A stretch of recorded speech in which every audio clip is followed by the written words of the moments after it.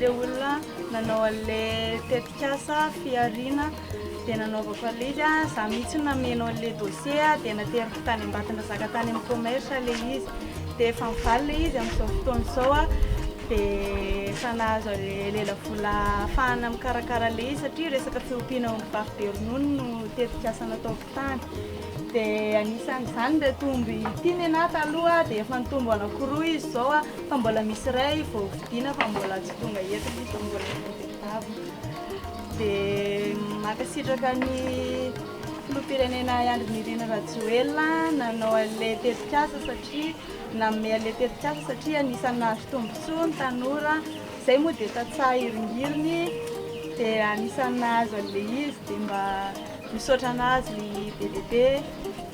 tanora nahazo an'ilay izy moa dia faly ny tenanay nahazo an'ilay tetikasa dia misaotra betsaka ny filoham-pirenena Andry Nirina Rajoelina. Tena tsy misy olona fantatra mihitsy fa nahenao an'ilay izy fotsiny dia hoe makany amin'ny chambre de commerce any Ambatondra zaka dia misaotra fiofanana kely izay nampanaoviny zareo tao dia namonjy an'ilay izy dia izay vao namenao an'ilay taratasy dia za ihany niampivoarana an'ilay izy dia eo amin'ilay resaka ronono izany mitady asa hafa afaka avadika an'ilay ronono ohatra hoe ronono dia avadika ohatra yaourt d'avoine ny fromage 5.0 litre isan'andro ilay izy amin'ny maraina sy hariva dia efa misy mpandraika.